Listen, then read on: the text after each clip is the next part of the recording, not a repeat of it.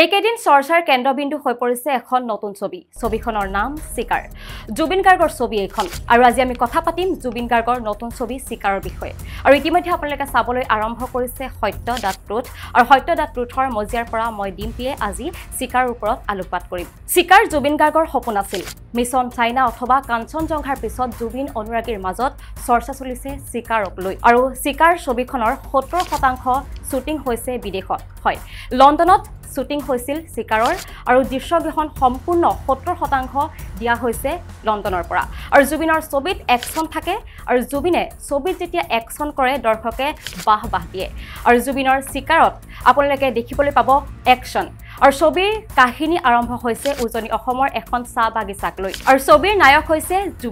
জুবিন গাৰ্গক দেখিবলৈ পাব আদিবাসী যুৱক হিচাপে আৰু বাগিচাৰ মাজত জুবিনক ঝুমুৰ নৃত্যত দেখিবলৈ পাব আৰু জুবিনৰ পেয়সী আছে আৰু এইবাৰ জুবিন গাৰ্গৰ পেয়সীৰ চৰিত্ৰত অভিনয় কৰিছে মন্ত্ৰী যোগন মোহনৰ কন্যা ধ্যানীয়ে আৰু জুবিন গাৰ্গে এবাৰ ব্যতিক্ৰমী ৰূপে ধ্যানীক উপস্থাপন কৰিছে আৰু অভিনেত্ৰী হিচাপে তেখেতক এবাৰ নিৰ্বাচন কৰিছে আৰু জুবিনে এই ক্ষেত্ৰত সুন্দৰ কৌশলতা অৱলম্বন কৰিছে পৰিচিত অভিনেত্ৰীৰ পৰিৱৰ্তে ইচ্ছাকৃতভাৱে নৱাগত অভিনেত্ৰীক সুযোগ দিছে জুবিন গাৰ্গে আৰু জুবিনে ছবিখনত আদিবাসী চৰিত্ৰ এটা ৰূপায়ণ কৰিবলৈ সৰ্বোচ্চ প্ৰকাৰে চেষ্টা চলাইছে চিকাৰৰ আজি আমি ট্ৰেইলাৰ একেলগে চালোঁ মই দেখিছোঁ বহু নতুন কিছুমান এলিমেণ্টছ ইউজ কৰা হৈছে বিশেষকৈ লণ্ডনত শ্বুট কৰা হৈছে বহুখিনি পাৰ্ট আৰু মই নাজানো কিবা এটা যেনেকৈ এটা ধাৰা থাকে ন বহুতে কয় যে সাউথ ইণ্ডিয়ান ফিল্মৰ ভাইব কিছুমান থাকে বুলি কয় কিছুমান ফিল্মত মই ইয়াতে অলপ হলিউডৰ ভাইবটোও পালোঁ সেইটোৰ মেইন ৰিজন কি এইটো নেকি যে আপুনি হলিউড ফিল্ম বেছি কনজিউম কৰে কাৰণে তাৰে এটা ৰিফ্লেকশ্যন হয়তো আমি পাওঁ নেকি অবভিয়াছলি আৰু হলিউডৰ আৰ্টিষ্টে কাম কৰিছে তাত কেমেৰাৰ পৰা আৰম্ভ কৰি টেকনিচিয়ান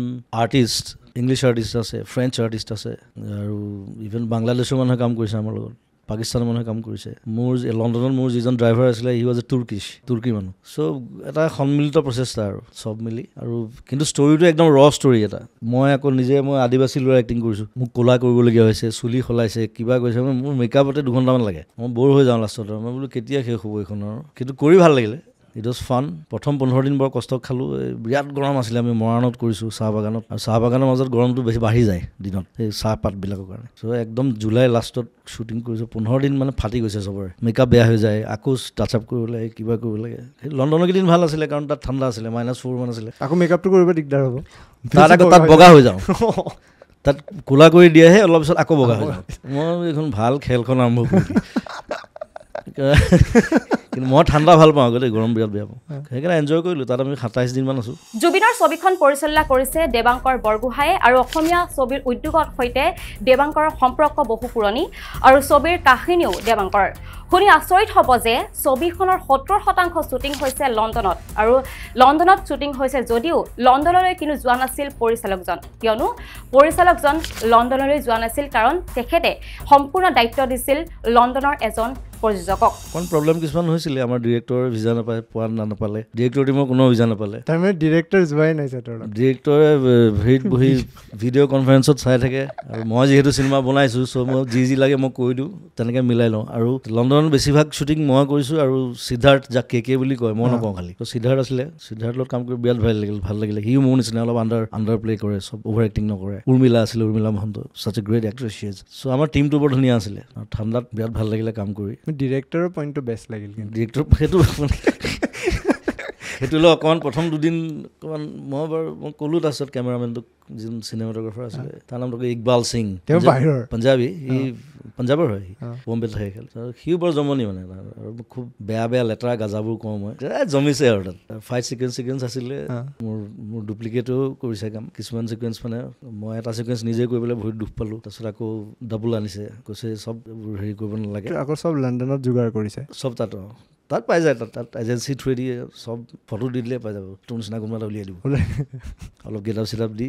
আৰু গ্ৰাফিক্সৰ ধেৰ কাম হৈছে কাৰণ আমাৰ প্ৰডিউচাৰজন চেম গুৱাহাটীৰ ল'ৰা সমুজ্জ্বল বুলি বেংগলী বাট গুৱাহাটীৰ তাত ডাঙৰ ষ্টুডিঅ' আছে তাত গ্ৰাফিক্সৰ য'ত লাষ্ট এনিমেলখন তাত কৰিছে চ' তাৰ গোটেই টিম বহি আছে একদম তাত আৰু এই গ্ৰাফিক্সৰ কাম জাহাজ সাগৰ চব উলিয়াবলগীয়া হৈছে সেইটো এটা ইণ্টাৰেষ্টিং মানে এক্সপিৰিয়েঞ্চ আৰু যে মই ইমান CGI বা গ্ৰাফিক্সৰ চিনেমা কৰা নাই আৰু চিনেমাখনৰ বাঘ চাগো ওলাইছে চ'